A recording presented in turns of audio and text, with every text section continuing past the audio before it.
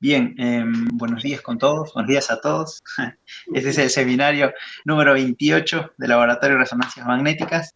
Mi nombre es Luis Avilés, para los que no me conocen, y en esta oportunidad el seminario será brindado por un miembro de nuestro grupo, un investigador de nuestro grupo, Martín Saleta.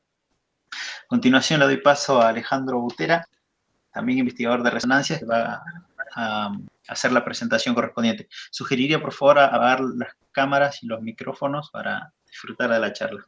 Adelante, Alejandro. Bueno, gracias, Luis. Martín es licenciado en Ciencias Físicas por la Universidad de Buenos Aires. En 2006 tuvo el premio Instituto Sábato por su trabajo de tesis de licenciatura, y ese año se mudó a Bariloche y empezó su doctorado en física, estudiando las propiedades de óxidos magnéticos nanoestructurados bajo la dirección de Rodolfo Sánchez. Una vez finalizado su doctorado, realizó un postdoc en la División de Física de Metales y después se mudó a Brasil, y en el Instituto de Física Gleb Guataguín de la Universidad de Campinas realizó un postdoctorado. Fue luego contratado como investigador en el Laboratorio Nacional de Luz Sincrotrón, y en 2016 volvió a Bariloche trabajando en nuestro laboratorio y como miembro del Instituto de Nanociencia y Nanotecnología. También es docente del Instituto Balseiro como jefe de trabajos prácticos. Es desde 2017 secretario de la Asociación Argentina de Cristalografía, y desde 2021 es miembro consultor de la Comisión de Sincrotrón y Radiación de la Unión Internacional de Cristalografía. Trabaja principalmente con óxidos superconductores para el sensado de compuestos orgánicos volátiles y el estudio de materiales usando radiación sincrotrón. Martín participó en numerosos congresos nacionales e internacionales, dando charlas y conferencias en algunos de ellos, y desde 2014 integra el comité científico de las reuniones de la Asociación Argentina de Cristalografía, siendo miembro del comité organizador en varios de los eventos. Así que los dejo ahora para que Martín comience su charla, que está titulada Pequeños polarones no adiabáticos producidos por iones de titanio en partículas de cromo, titanio, oxígeno. Adelante, Martín. Bueno, muchas gracias, Alejandro. Estamos compartiendo la pantalla.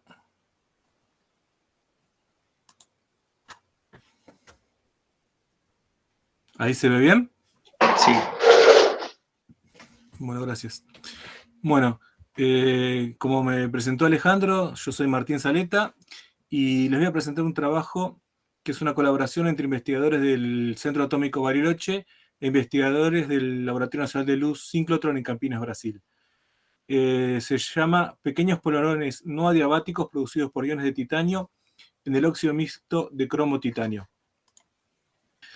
El óxido de cromo y el óxido de titanio 3 cristalizan en la misma estructura. Ambos cristalizan en la estructura tipo corundum. En el caso del óxido de cromo es la fase más estable. Digamos, es uno de los óxidos más estables de cromo, es de color verde, que se usa mucho como pigmento. Es semiconductor, es antiferromagnético con una temperatura de Néel de 307 Kelvin. Y en el otro lado es que óxido de titanio es una fase muy rara del óxido de titanio, es difícil de obtener. Hay que hacer unos tratamientos en atmósferas reductoras para obtenerlo, ya que la fase rutilo y anatasa con titanio 4 son las más estables. De lado de las propiedades físicas, presenta una transición metal aislante a 450 Kelvin, tiene un orden magnético no determinado, si bien cuando uno lo mira en el magnetómetro pareciera ser un antiferromagnético, cuando se mide difracción de neutrones no se llega a observar un orden magnético preestablecido. La mezcla de estos dos óxidos crea la solución sólida de cromo-titanio, que es estable con estructura corundum entre 0,01 y 0,45 y presenta buena sensibilidad para la detección de compuestos orgánicos volátiles y gases, que es uno de los objetivos que teníamos para este material, pero bueno, también resultó tener propiedades físicas muy interesantes, entonces en esta charla solo abarcaremos las propiedades físicas. Como les decía, detecta gases y vapores presentó buena sensibilidad para metano, hidrógeno, monóxido de carbono, amoníaco y dióxido de nitrógeno. Es un compuesto que lo llaman que es un óxido de porquería, porque detecta el amoníaco, que es uno de los productos más tóxicos que genera la industria de la criadero de cerdos. Entonces se lo utiliza mucho para ese tipo de sensores, porque el amoníaco le baja mucho la calidad de vida a los animales en los criaderos.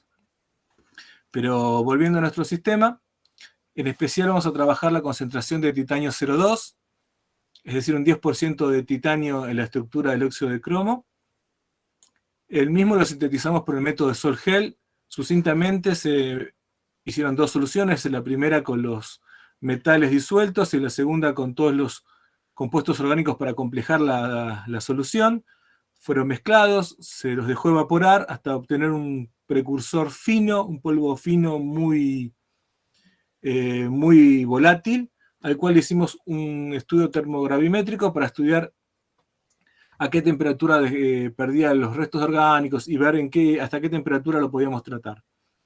En ese momento, con Daniela Valdés, que estaba haciendo su laboratorio avanzado, decidimos hacer un tratamiento a 900, que es donde está esta, no sé si se llega a ver la flecha del mouse, que es donde está esta pancita, a 1000, 1100 y 1200 grados.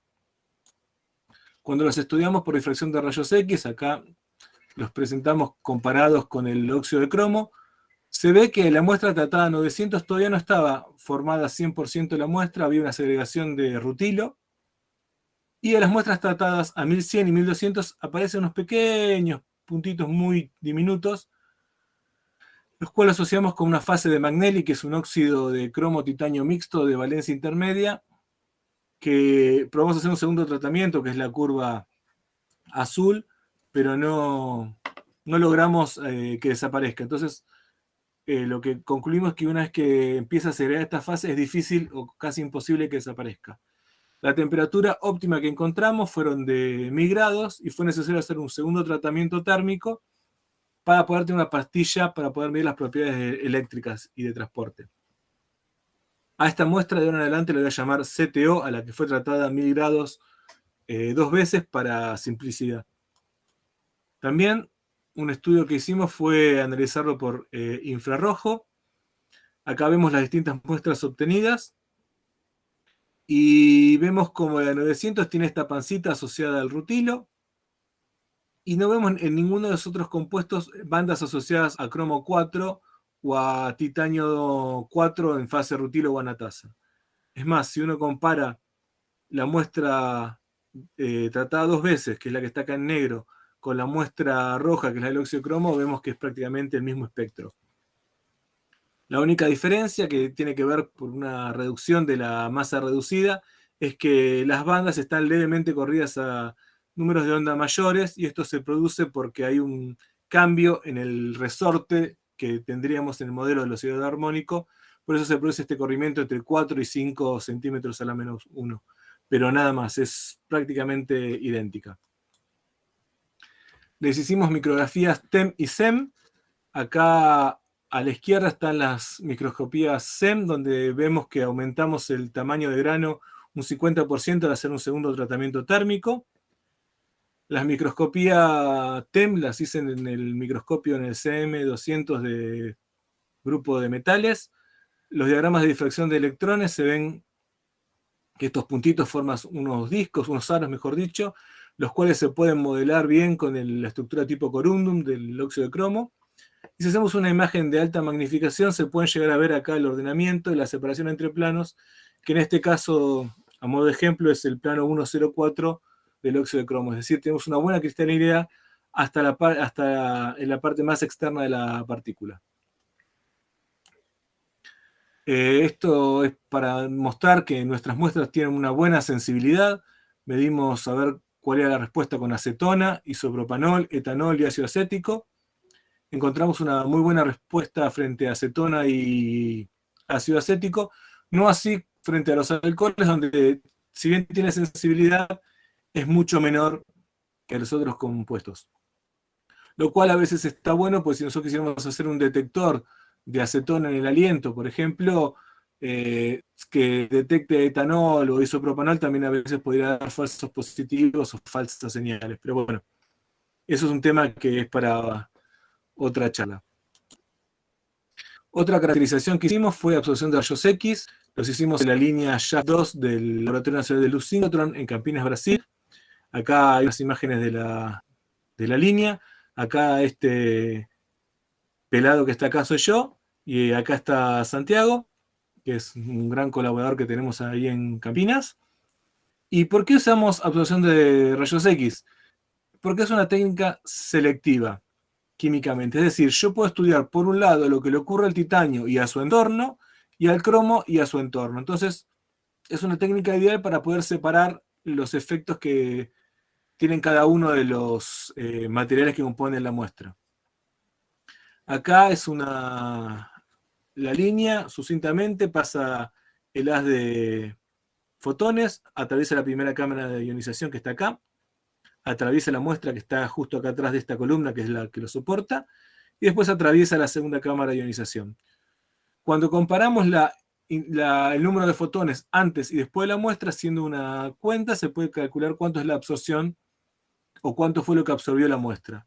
Además, acá atrás se llega a ver en la tercera cámara de ionización, donde se coloca en el medio un material patrón, que en nuestro caso era un metal de cromo o un metálico de titanio, para comparar y de esa manera poder alinear correctamente la muestra.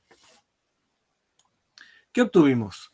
En el borde del cromo, que es el que está acá a la derecha, vemos que prácticamente el óxido de cromo y el CTO presentan el mismo espectro. Descartamos la presencia de cualquier impureza de cromo 6 o cromo 4 porque no hay evidencias de que tengan esos iones. Así podemos concluir que por Sanes el CTO y el cromo 2 oxígeno 3 son idénticos los espectros, entonces solo tenemos cromo 3 en la muestra. Pero por otro lado, si estudiamos el borde del titanio, a primera vista vemos que no se parecen para nada, ni el óxido de titanio, el sesquióxido de titanio y el CTO, principalmente en la región del prepico. Luego en la línea blanca también se ven cosas distintas, pero lo más relevante pasa en esta región de los prepicos. Estos prepicos son compatibles con titanio 4+, como podemos ver acá en la fase rutilo o en la fase anatasa. Entonces, lo que realizamos fue un estudio por combinación lineal para poder calcular cuánto titanio 4 y titanio 3 teníamos en la muestra. Vemos que del titanio 3 tenemos un 35% y del titanio 4 un 65%. Pero recordemos que por difracción de rayos X y por infrarrojo no vimos presencia de titanio 4 en fase rutilo o anatasa. Entonces, esto nos lleva a decir que el titanio 4 que detectamos por absorción de rayos X fue incorporado adentro de la matriz de cromo 2 oxígeno 3, es decir, no fue expulsado como un elemento espurio, sino que está dentro de nuestra muestra y no es un contaminante. Además, en el laboratorio de colisiones atómicas con Guillermo Sampieri medimos XPS, donde podemos ver que los espectros son muy similares entre el óxido de titanio 4 y el CTO. Prácticamente tenemos solo titanio 4. Acá se podría ver una pequeña pancita muy chiquita de titanio 3, despreciable, que si yo no lo ponemos acá, también el ajuste da bien. Entonces asumimos que el titanio 4 es el que está localizado en la superficie. Entonces esto quiere decir que en la superficie tenemos titanio 3 y titanio 4 solamente, y en el interior, en el core, tenemos el titanio 3, el titanio 4 y el resto de cromo 3. Las propiedades eléctricas las medimos en un horno con flujo de aire seco, es decir, aire sintético, porque ya habíamos visto con Daniela que esta muestra es muy sensible a la humedad, entonces tratamos de hacer lo más estándar posible y más reproducible la medida. Entonces usamos aire seco, lo medimos por el método de 4 puntas y esta es la conductividad que observamos. Podemos ver que la podemos modelar bastante bien usando un modelo de polarones, pero observamos que hay un cambio en las pendientes en el rango entre 750 y 790 Kelvin. Bueno, ahora, disculpen.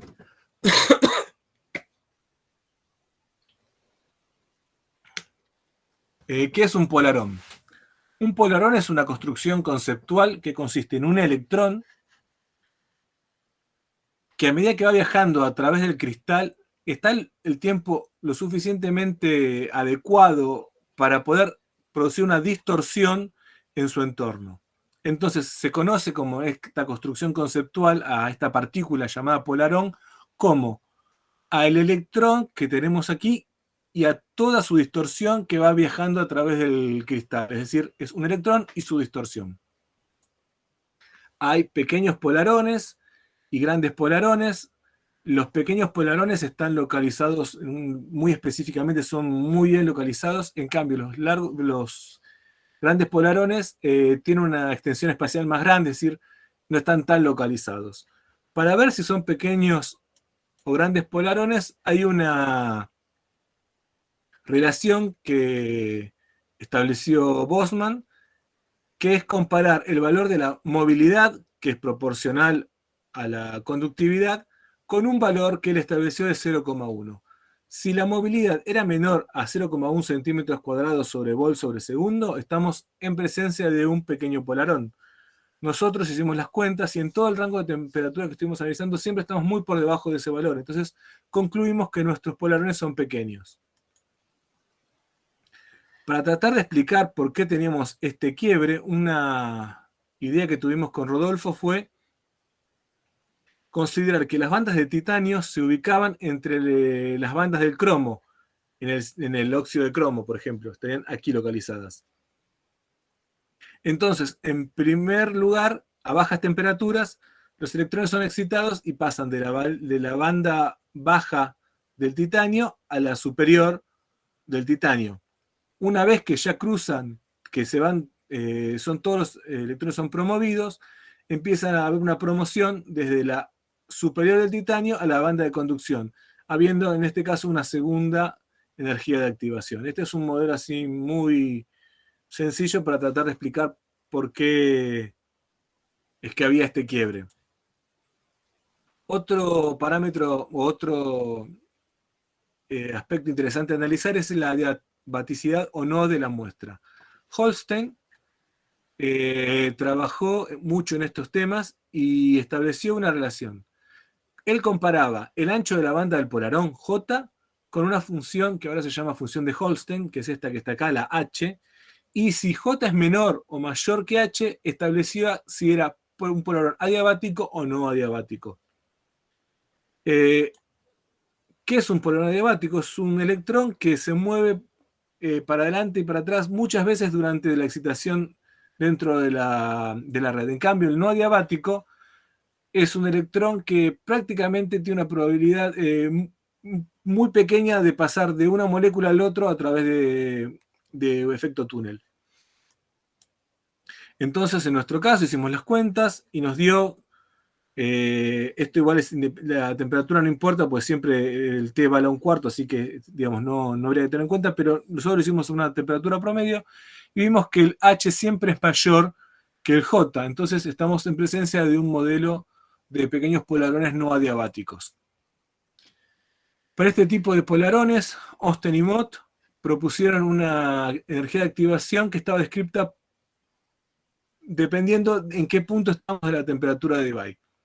En nuestro caso estamos acá, en la temperatura de medida era mayor a la mitad de la temperatura de Debye, entonces nuestra energía de activación estaba constituida por una energía del hopping del polarón propiamente dicha y una energía producida por el desorden, el hopping del desorden. Con esto podríamos calcular cuánto valdría la energía de hopping y de desorden. Lo importante de esto es más que nada poder obtener un valor de WH, porque una vez que obtenemos el valor de WH, podemos calcular una constante, y son muchos parámetros que uno tiene que ir calculando para encontrar y describir adecuadamente el sistema, es la constante de acoplamiento de los pequeños polarones, que depende de la energía de activación de hopping. Esta energía, perdón, este constante, lo establecieron que si era mayor que 4, estamos en presencia de una interacción fonón-electrón muy fuerte. En nuestro caso tenemos un valor para baja temperatura que es prácticamente 5 veces mayor. Y para bajas temperaturas, poquito más de 3 veces mayor. Es decir, estamos muy por encima del límite, entonces tenemos una interacción fonón-electrón muy fuerte.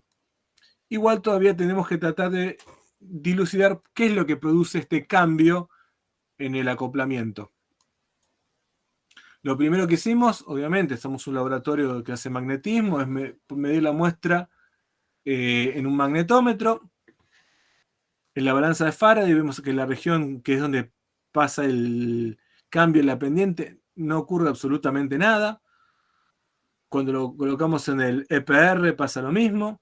Detectamos que hay una transición antiferro a paramagneto entre 305 y 310 Kelvin, que es una temperatura prácticamente igual a la del óxido de cromo, digamos, no hay variaciones. Y a muy baja temperatura, un aumento de la susceptibilidad que probablemente esté asociado a iones titanio 3 aislados, pero bueno, es todo muy lejos de lo que a nosotros nos interesa, que es entre 750 y 790 Kelvin. Además, otra cosa que hicimos fue calcular a partir del ajuste de las líneas de EPR cuál era la susceptibilidad EPR o la susceptibilidad SR, y vimos que es prácticamente, bueno, es proporcional a la magnetización o a la susceptibilidad que nosotros medimos por la balanza de Faraday. Eso quiere decir que todos los iones contribuyen a la señal EPR, es decir, que esta señal EPR que vemos es la contribución tanto de los iones de cromo como de los iones de titanio magnéticos. Como no pudimos ver nada por magnetismo, otra técnica con la que es habitual trabajar es difracción de rayos X. En este caso usamos el difractómetro Empyrean usando un horno para calentar la muestra entre temperatura ambiente de 1150 Kelvin. Hicimos una medida larga para poder hacer el ajuste por el método Rydberg. Y nos vemos así, observando el diagrama de difracción, no hay ningún pico que aparezca nuevo, nada que nos llame la atención.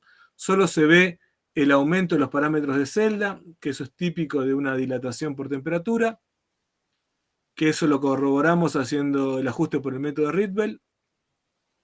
Tanto los parámetros de celda, aquí en rojo y negro, como el volumen, las estrellitas azules, las distancias entre los átomos metálicos y los oxígenos largos y cortos. No hay ninguna anomalía, nada raro en el rango de temperatura que a nosotros nos interesa. Entonces descartamos que ese cambio en la pendiente esté asociado por un cambio en las propiedades estructurales del sistema. Por eso volvimos a hacer un proposal, fuimos a medir nuevamente a Campinas, y lo primero que vimos fue el borde del cromo. Y cuando hacemos un análisis del borde del cromo, acá ustedes si hacen un zoom van a ver que hay un montón de líneas una encima de la otra, pero no hay nada que nos llame la atención, digamos, hay una evolución de los prepicos y los picos luego de la línea blanca bastante coherente con lo que se predice y se ha visto anteriormente en la bibliografía, y no vimos nada anómalo acá en la región sombrada. Pero cuando nosotros nos vamos al borde del titanio, acá sí nos dio un poco de respiro porque vimos que había una pequeña evolución de las intensidades de los picos, tanto de los prepicos como de los picos luego de la línea blanca, y esa evolución en temperatura vemos que tiene un salto, un cambio, más que nada es un salto, no es un cambio pendiente, y es en la misma región de temperatura que ocurría nuestro salto en las medidas de magnetización. Perdón, de magnetización, no, de transporte eléctrico. Entonces, bueno, acá hicimos un gráfico donde podemos al mismo tiempo la conductividad con todas las constantes o todo lo que habría que hacer para que tenga la forma de los pequeños polarones, y la intensidad de los picos A, B y C restada a la intensidad de los picos A, B y C a 300 Kelvin, y se ve que prácticamente cae en una única línea donde observamos el saltito entre 750 y 790 Kelvin. Esto quiere decir que el cambio de los pequeños polarones debido a los efectos de temperatura aumenta la movilidad de los electrones que están atrapados en un potencial cercano a los átomos de titanio. Y esto probablemente afecta las transiciones electrónicas. Y esto produce un cambio en el potencial debido a las interacciones del fonón-electrón. Entonces, pudimos explicar o ver cómo esas interacciones fonón-electrón, que calculamos que había una variación por la conductividad eléctrica, se ve reflejado también en los espectros de absorción de rayos X. Una cosa que no dije y es importante es que estos espectros los colectamos en manera continua, es decir, siguiendo la misma rampa que usamos en las medidas de transporte eléctrico para descartar que no haya tiempo de que la muestra estabilice ni tenga ningún transitorio. Entonces, fueron medidas rápidas de 2 o 3 minutos cada espectro, que hasta el momento creo que fueron las medidas más rápidas que se habían hecho en la línea Shaft 2 del síncrotron. Estas medidas, cuando esté la línea QATI, que es la línea que se va a construir dedicada a absorción de rayos X, vamos a poder hacer estas medidas mucho más rápido, a lo mejor en menos de 10, 15 segundos poder tener un espectro exacto, un espectro extendido de los que se puede ajustar en mucho menos tiempo de lo que tardaríamos ahora, que serían 20 minutos. Pero bueno, eso es, ojalá que lo podamos hacer pronto en la línea. Entonces, a modo de conclusiones, tanto por XPS como por absorción de rayos X, observamos que había cromo en estado 3+, titanio en estado 3+ y 4+, y en la superficie solo tenemos el titanio en estado 4, y en el core, en el centro, tenemos la combinación de ambos.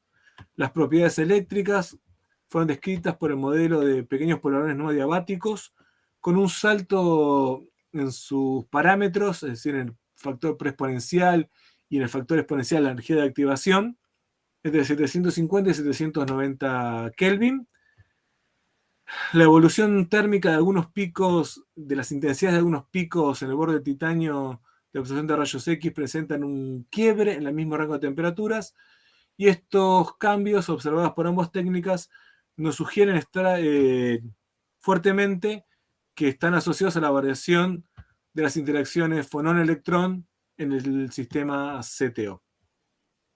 Bueno, para ir terminando, le quiero agradecer a las agencias que nos financiaron el proyecto, la Universidad Nacional de Cuyo, la agencia y al CONICET y al Laboratorio Nacional del Síncrotron, que financió mi viaje a Brasil a medir, a los técnicos del laboratorio, Virginia, Rubén, César, Matías, a técnicos de otras divisiones que me han ayudado en las medidas de TEM o en las medidas de transporte eléctrico, como Adriano y Julio Pérez, y a las técnicas del Laboratorio de Química de Usuarios del Síncrotron, Simoni y Natalia, que sin ellas no hubiera podido hacer las medidas.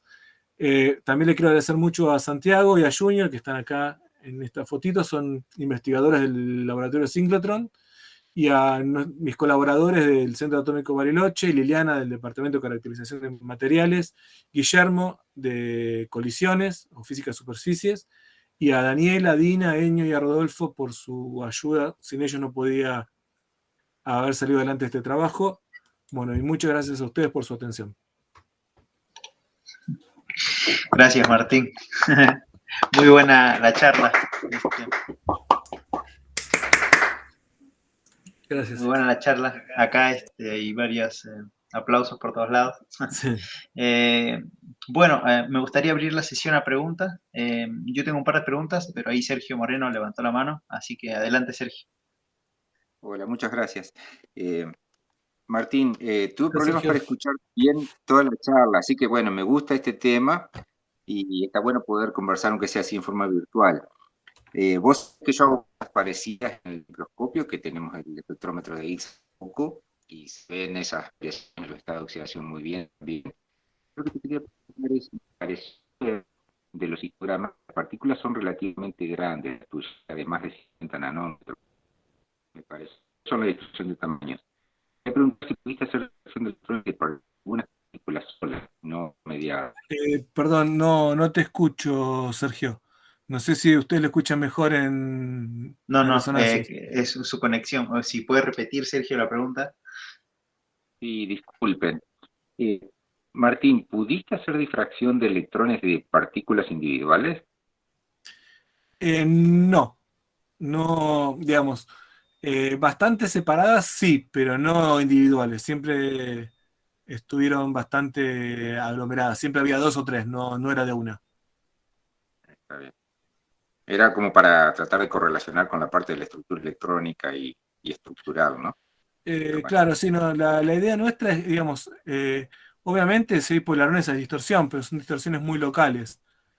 Eh, no hicimos estudios así, digamos, sacamos muchas fotos de difracción de electrones. Esta era la más bonita, pero como viste, son arcos. Eso quiere decir que no es una única partícula. No son arcos completos, son sí, sí. con bastante huequitos, pero no es una única partícula. Bueno, por ahí hay algo para escarbar un poquito por ese lado después. Sí, sí, seguramente. Gracias. Gracias a vos. Gracias, Sergio. Alejandro.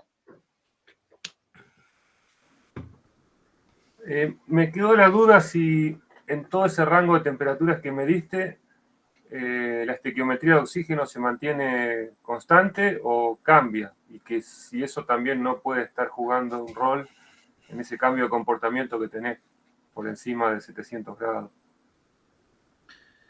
La respuesta es no sé, pero un indicio que tenemos de que no hay muchos cambios en la temperatura es que cuando le hicimos el TG, no sé si... ¿Puedo compartir? Sí, lo que mostraste al principio, sí. Claro. Después, es como que después que se obtuvo la muestra, no puedo hablar y cambiar cosas, perdón. Después de los 1000 grados, como que no hay cambios significativos. Entonces asumimos que no pasaba nada. La respuesta es no sé. Tendríamos que haberle hecho a un pedacito de muestra un TG que vino la pandemia y nunca más le hicimos nada, digamos. Lo escribimos y lo mandamos el trabajo. Pero una de las cosas que habíamos pensado hacerle un TG, o mismo habíamos hablado con Liliana para usar la balanza de ellos para ver, tratar de calcular el contenido de oxígeno, pero no lo hicimos. Ok.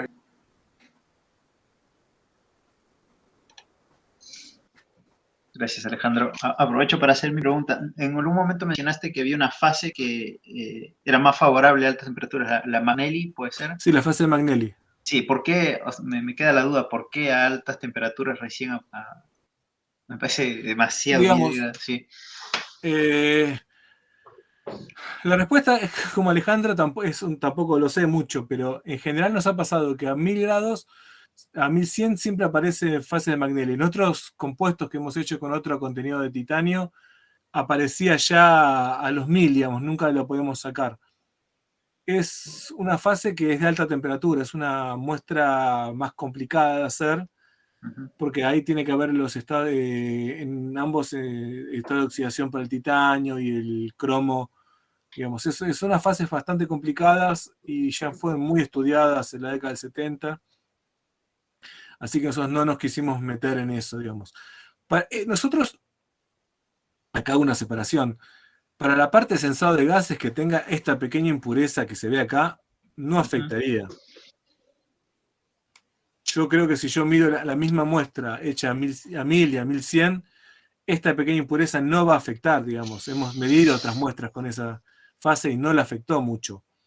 Pero como nosotros queremos medir las propiedades físicas, cualquier impureza ahí sí es importante descartarla. Por eso nosotros nos quedamos con esta de 1000, pero bueno, para los fines de detección de gases, yo calculo que de 1000 para arriba cualquiera podría servir. Obviamente, hacerla a 1000 es mucho más barato, digamos, menos costos. No necesitamos un horno de tan alta temperatura. Un horno común con un tubo de cuarzo lo podríamos realizar. En cambio, 1100 y 1200 ya habría que usar tubo de aluminio. Ok, está bien. Mariana Weissman tiene una pregunta. Sí, quería decirte que Por lo que yo me acuerdo, la fase Magnelli justamente es una fase donde falta oxígeno. Así que no es casualidad, te responde un poco la pregunta anterior, que a esa temperatura alta posiblemente tengas vacancia de oxígeno y por eso se forma la fase Magnelli.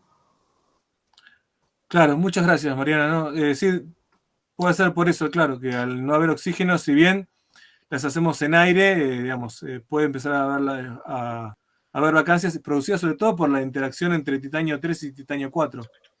Y como dice Mariana, falte el oxígeno. Muchas gracias. Ok, yo tengo otra pregunta, si no hay alguna otra. Había unos espectros que mostraste, no, claro, había una gráfica de intensidad en función de temperatura, una diapositiva antes de las conclusiones, ¿puede ser? Sí. Todos esos puntos es un montón de horas de medición, ¿puede ser? Sí. O sea, porque tienes que sacar los espectros y variando. Claro, Esta claro. medición fue hecha, digamos, haciendo un tratamiento térmico, digamos, calentamos la muestra entre 300 y 950 Kelvin a 2 Kelvin por minuto, y fuimos colectando, prendimos ahí a colectar y hacíamos que los espejos iban variando prácticamente, no te digo en un fly scan, sino un punto a punto, pero bastante rápido. Uh-huh. Y podíamos hacer una medida de estas que son 600 grados a 2 grados por minuto, son 300 minutos. Y teníamos que parar un rato porque calentábamos los espejos, digamos, los motores de los espejos. Entonces era una medida bastante atípica en el síncrotron. Okay. Y si se calienta el espejo, vos perdés después el paso. Y si perdés el paso, tenés que realinear la muestra. Obviamente, como les explicaba ahí, al poner una muestra patrón atrás, uno puede alinear la muestra si se va. Pero bueno, uno trata de que siempre esté lo más alineado posible para que el motor siga el paso, siga la energía y pueda hacer un buen barrido. Pero sí, estas medidas que nos llevaron en total creo que fueron 3 días. Está bien. Con poco sueño, pero 3 días dieron su fruto. Está bueno, sí. Bueno, eso. No sé si hay alguna otra pregunta. Bueno, si no, te agradezco, Martín, por compartir el trabajo con el laboratorio. Gracias a ustedes por haber escuchado y aguantado. No, estuvo bastante bueno, así que nada. Bueno, doy por culminada el seminario de hoy día y creo que hay reunión de grupo, así que Sí, nos quedamos un ratito.